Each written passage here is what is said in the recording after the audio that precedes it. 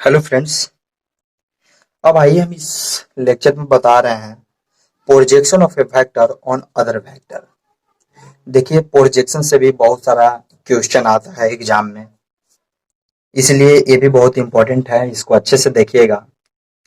एक क्वेश्चन तो जरूर प्रोजेक्शन से ऑब्जेक्टिव हो या सब्जेक्टिव जरूर मिलेगा। मतलब अगर होली कहा जाए तो डॉट प्रोडक्ट बहुत इंपॉर्टेंट है ऑब्जेक्टिव विद सब्जेक्टिव के लिए, इसलिए इसका थ्योरी के साथ साथ जितना भी क्वेश्चन आप बना रहे हैं उसको अपना मतलब माइंड इसमें अधिकतर यूज कीजिएगा, क्योंकि है इजी लेकिन माइंड थोड़ा सा लगाना है। ठीक है, तो देखिएगा projection of A vector on other vector क्या है। यहाँ पर हम ऑलरेडी लिख लिए हैं कि the scalar product of two vector A and B. Scalar product क्या होता है, दो वेक्टर का क्या होता है, ए डॉट बी इतना होता है। आप पहले से जानते हैं, हम बता चुके हैं। तो इसका मतलब हुआ कि it means the product of length of one the two vector. मतलब कि प्रोडक्ट ऑफ लेंथ है, प्रोडक्ट किसका, length of one and two vector, मतलब एक वेक्टर और दूसरे वेक्टर के साथ क्या होता है, product. And the projection of other upon it, क्या होता है कि प्रोजेक्शन जो होता है इसका अदर अपॉन इट, मतलब इस पे जो प्रोजेक्शन है, एंगल है, उसको लेकर क्या है, हम लोग क्या किए हैं, प्रोडक्ट किए हैं। तो इसका मतलब होता है कि अकॉर्डिंग टू डिफिनेशन, अगर हम डिफिनेशन के अनुसार चल रहे हैं तो देखिएगा कि A dot B, A dot B अर्थात क्या हो गया कि ओ ए, मैग्नीट्यूड लेंगे किसका, ओ ए। ठीक है, देखिए सी, सॉरी ये सी है, ठीक ना। यहाँ पे हम ले लेते हैं सी। तो ये क्या हो गया कि वेक्टर ओ ए वेक्टर का, ठीक है। फिर वेक्टर ए क्या है, ओ बी, ठीक ना।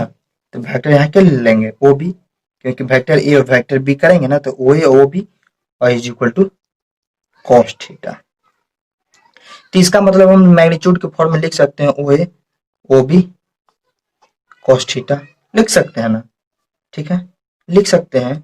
तो जब लिख सकते हैं तो इसको क्या करते हैं कि ओ ए को इस तरह से छोड़ देते हैं और ओ बी कॉस थीटा को साथ लेते हैं। क्यों, क्योंकि ओ बी जो एंगल बना रहा है किसके साथ, कॉस थीटा के साथ एंगल बना रहा है, किस पे, इस पे। तो इसका मतलब हो गया कि देखिए ओ A O A O A ओ ए क्या है, ओ ए मैग्नीट्यूड ऑफ ए, यही ना है मैग्नीट्यूड ऑफ ए। और ओबी का मतलब लिख देंगे, ओबी का जो प्रोजेक्शन हो रहा है इस पे, प्रोजेक्शन हो रहा है इस पे, मान लीजिए एंगल इस पे प्रोजेक्ट कर रहा है ओबी विथ एंगल क्या कॉस थीटा के टर्म में है, तो कॉस थीटा। तो इसी को हम लोग लिख देते हैं कि प्रोजेक्शन, प्रोजेक्शन ऑफ बी, किसका प्रोजेक्शन है, बी का, किस पे, ऑन ए, बी का ऑन ए, यही cos थीटा एंगल के साथ कर रहा है, जो डिफिनेशन में बताया था कि projection of the other upon it. ठीक है, तो अब इसको हमको प्रोजेक्शन ऑफ बी ऑन ए निकालना है, तो इसलिए हम लोग यहाँ पे लिख देंगे हम कि projection, projection of B on A, ठीक ना। या कभी कभी दे देगा कि B on A direction of A, तो इसलिए गड़बड़ाना नहीं है, दोनों का केस में यही है। लेकिन ध्यान रखना है कि बी ऑन ए के किस रहा, तो इसमें हम क्या लिखेंगे कि A dot B, A dot B रहेगा। कैसे, देखिए इसको तो हमको ए डॉट बी तो है ऑलरेडी, तो ए डॉट बी और डिवाइड किससे कर देना है, ए के मैग्नीट्यूड के साथ, तो ए के मैग्नीट्यूड के साथ डिवाइड कर देंगे। ठीक है, तो यही मेरा फार्मूला हो गया कि projection of B upon A, sorry B on A का। हमेशा ध्यान रखिएगा कि जब प्रोजेक्शन पूछेगा तो ऑन ए है तो उसका मैग्नीट्यूड नीचे ए के टर्म में होना चाहिए।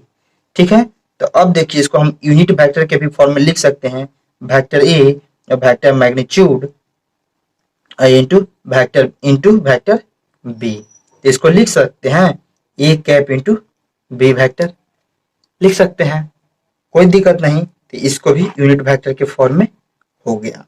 अब इसी तरह से सिमिलरली अगर क्वेश्चन दे दिया, सिमिलरली सिमिलरली अगर दे दिया क्या कि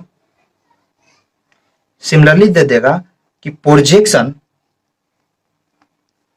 प्रोजेक्शन ऑफ बी, सॉरी क्या देगा, ये बी तो हो गया, तो projection of A A on क्या पर, बी पे, तो इसका भी हो जाएगा ए डॉट बी ही, लेकिन अब कह रहा है बी पे, तो यहाँ बी का मैग्नीट्यूड लिया जाएगा।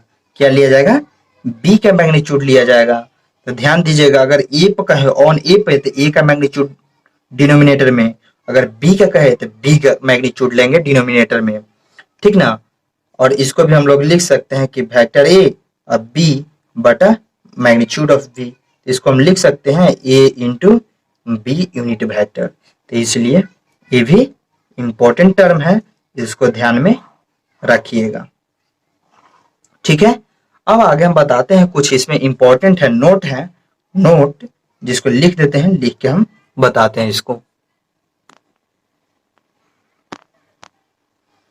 हेलो, अब देखिएगा नोट पॉइंट क्या है, कि नोट पॉइंट लिख रहे थे कि projection of A and B में बी पॉजिटिव या negative. Projection of A and B जो होता है, ए ऑन बी पॉजिटिव या निगेटिव हो सकता है, या बी ऑन ए भी पॉजिटिव या निगेटिव हो सकता है, में भी हो सकता है। कब, कि इट इज पॉजिटिव या negative according as angle of theta. किसके अनुसार, तो थीटा एंगल के अनुसार, थीटा बिटवीन किसके, ए एंड बी के एंगल के अनुसार इज एक्यूट या ऑब्टूज। अगर एक्यूट रहा तो एक्यूट में क्या हो जाएगा, पॉजिटिव, अगर ऑब्टूज रहा तो ऑब्टूज में क्या हो जाएगा, निगेटिव। अब ये बताने की जरूरी नहीं होगा कि एक्यूट क्या होता है, ऑब्टूज क्या होता है, आप लोग जानते होंगे, ठीक है। तो ध्यान दीजिएगा कि प्रोजेक्शन निगेटिव या पॉजिटिव दोनों हो सकता है, पॉसिबल है, ये डिपेंड करता है एंगल पे, ठीक है। अब हम बताएंगे आगे। देखिए प्रोजेक्शन अच्छे से समझ लीजिएगा, प्रोजेक्शन में कुछ ज़्यादा है नहीं, इसलिए नोट डाउन भी इसको अच्छे से कर लीजिएगा। और आगे हम बता रहे हैं प्रॉपर्टीज ऑफ डॉट प्रोडक्ट। अब यहाँ पर देखिएगा properties of dot product. Properties of dot product पहले भी हम प्रॉपर्टीज बता चुके हैं। तो फर्स्ट प्रॉपर्टीज हम लिखते हैं कॉम्यूटेटिव लॉ। कॉम्यूटेटिव लॉ, तो कॉम्यूटेटिव लॉ है कि जैसे हम बताए थे कि ए डॉट बी इक्वल क्या हो जाता है, बी डॉट ए। यही मेरा होता है कॉम्यूटेटिव लॉ। दो वेक्टर होगा ए एंड बी, तो उसका क्या हो जाएगा, डॉट प्रोडक्ट अगर करे ए डॉट बी किया करे या बी डॉट ए करे, क्या हो जाएगा, कॉम्यूटेटिव लॉ के फॉलो करेगा। अगला होता है मेरा डिस्ट्रीब्यूटिव लॉ। डिस्ट्रीब्यूटिव, देखिए डिस्ट्रीब्यूटिव लॉ का मतलब ही होता है कि डिस्ट्रीब्यूट करना। डिस्ट्रीब्यूट करना मतलब देखिएगा समझ में आएगा कि अगर ए है, A B vector plus C vector, तो डिस्ट्रीब्यूट अर्थात अलग अलग एक के साथ अलग अलग गुना करना, अर्थात A dot B plus A dot C. इसी तरह से सेकंड है कि अगर vector B plus vector C रहा, देखिएगा, और डॉट वेक्टर ए है, तो इसको क्या करेंगे, फिर इसको साथ इसको, फिर इसको साथ इसको। डिस्ट्रीब्यूटिव लॉ यही होता है कि एक एक को अलग अलग, तो बी डॉट ए प्लस क्या हो जाएगा, सी डॉट ए। इसी तरह से तीसर का नोट डाउन देखिएगा, तीसर का कि A vector B minus C रहा, तो इसमें हो जाएगा A dot B minus A dot vector C, ठीक है। ये डिस्ट्रीब्यूटिव लॉ है। अब आगे एक और है, क्या है हमारा एसोसिएटिव। क्या है, associative, associative law. Associative law जिसमें, जिसे क्या है कि एम वेक्टर ए के साथ मल्टीप्लाई है और फिर डॉट प्रोडक्ट है किसके साथ, बी के साथ। तो इसका हम लोग क्या करते हैं कि एम फिर ए डॉट बी प्रोडक्ट भी कर सकते हैं, फिर इसको ए फिर एम के साथ बी डॉट प्रोडक्ट करते हैं। अब यहाँ कहें कि एम क्या है, तो एम कोई वेक्टर नहीं है, M is a scalar, M is any scalar, M कोई स्केलर है। स्केलर मतलब 2 4 5 6 7, मतलब इसमें डायरेक्शन नहीं, मान क्या है, मैग्नीट्यूड है, ठीक है। यहाँ तक तो आप देख लिए प्रॉपर्टीज ऑफ डॉट प्रोडक्ट्स। अब आगे कुछ इंपॉर्टेंट आइडेंटिटीज बता रहे हैं, उसको ध्यान में रखिएगा। ठीक है। ये इंपॉर्टेंट आइडेंटिटीज एकदम सेम क्या है, अलजेब्रा की तरह है। जैसे आप अलजेब्रा में पढ़े होंगे ए प्लस बी का होल स्क्वायर, तो ये रूल वेक्टर में भी लगता है। ये नहीं कि वेक्टर में आप वेक्टर ए और वेक्टर बी मिला तो दोनों को जोड़ के और स्क्वायर करेंगे, ये गलत होगा। कभी कभी कोई लोग कर देता है कि दो, मान लीजिए वेक्टर दो मिला, तीन मिला, तो इसको जोड़ के 5 के होल स्क्वायर, मतलब ये तो ऐसे कर सकते हैं, लेकिन यहाँ नहीं। वेक्टर अगर मान लीजिए ए प्लस बी, तो इसको ए प्लस बी के होल स्क्वायर ही नहीं लिख दीजिएगा, ठीक है। या कभी कभी मान लीजिए कि 4 प्लस ए मिल गया, तो इसको भी स्क्वायर करके इसी नहीं लिख दीजिएगा, क्योंकि ए प्लस बी का होल स्क्वायर के यहाँ फॉर्मूला यूज कीजिएगा। तो इसीलिए vector A plus vector B, तो इसी को क्या लिखे हैं, इसको नोट डाउन अच्छे से कर लीजिएगा, आपके बुक में भी दिया गया है, इसलिए इसको ध्यान में रख के इसको पहले नोट डाउन कीजिएगा, ठीक है। और नोट डाउन कीजिएगा तो नोट डाउन करते समय ही एक एक ध्यान दीजिएगा वेक्टर को कि किस तरह से किया गया है, और सबका रीजन हम यहाँ बताते हैं। जैसे देखिएगा ए प्लस बी स्क्वायर है तो अलग अलग लिख सकते हैं, ठीक है, क्योंकि हम जानते हैं कि स्क्वायर 2 के स्क्वायर है तो 2 इंटू 2 लिख सकते हैं, कोई प्रॉब्लम नहीं। तो ऐसे ही ए प्लस बी। अब इसको क्या किए कि इसको इसके साथ, इसको इसके साथ, इसको इसके साथ, इसको इसके साथ मल्टीप्लाई किए, तो ए को ए के स्क्वायर क्यों लिख दिए कि vector A dot vector A जब हम बताए थे क्या होता है ए स्क्वायर, इसीलिए यहाँ लिख दिए।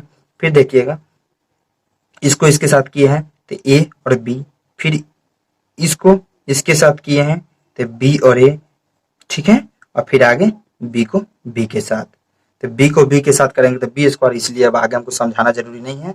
ए स्क्वायर और ये दोनों सेम है, इसको क्या कर देंगे, जोड़ देंगे। हम बताए थे एडिशन में, या यहाँ भी हम बताए थे डॉट प्रोडक्ट में ही बताया कि ए डॉट बी इक्वल क्या हो जाता है बी डॉट ए, ठीक है। कम्युनिकेटिव में बताएं, अर्थात दोनों जब सेम है दोनों को जोड़ देंगे।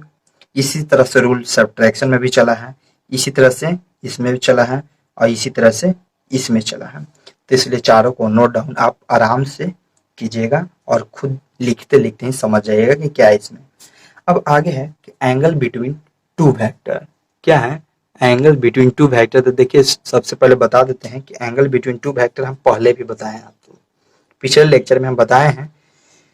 तो यहाँ बताने का मकसद ये है कि अगर कोई वेक्टर के टर्म में दिया हुआ हो, जैसे क्या हम लिखें कि if theta with the angle between two vector, theta है दो वेक्टर के बीच का एंगल है, मान लें कि वेक्टर ए है वेक्टर बी ऐसे है, तो इसके बीच का एंगल थीटा है, ठीक है। तो वेक्टर ए का वेक्टर ए इतना है, वेक्टर बी इतना है, तो देन हमको निकालना है अगर एंगल, तो एंगल निकालना है तो देखिए इस फार्मूला हम जो पहले बताए थे cos थीटा बराबर इतना इतना, इससे भी निकाल सकते हैं, या नहीं तो डायरेक्ट जो ये वैल्यू है इससे भी निकाल सकते हैं, दोनों सेम है, कोई प्रॉब्लम नहीं है।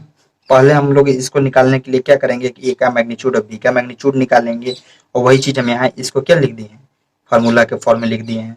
अब इसमें भी क्या करेंगे कि सेम के साथ मल्टीप्लाई करेंगे, आई है तो आई वाला के आई के साथ a1 और b1, आई के मैग्नीट्यूड दोनों मल्टीप्लाई किए, a2 b2 तो a2 b2 a3 b3, इस तरह से। अब देखिए इतना में आपका थ्योरी जो है डॉट प्रोडक्ट का खत्म हुआ।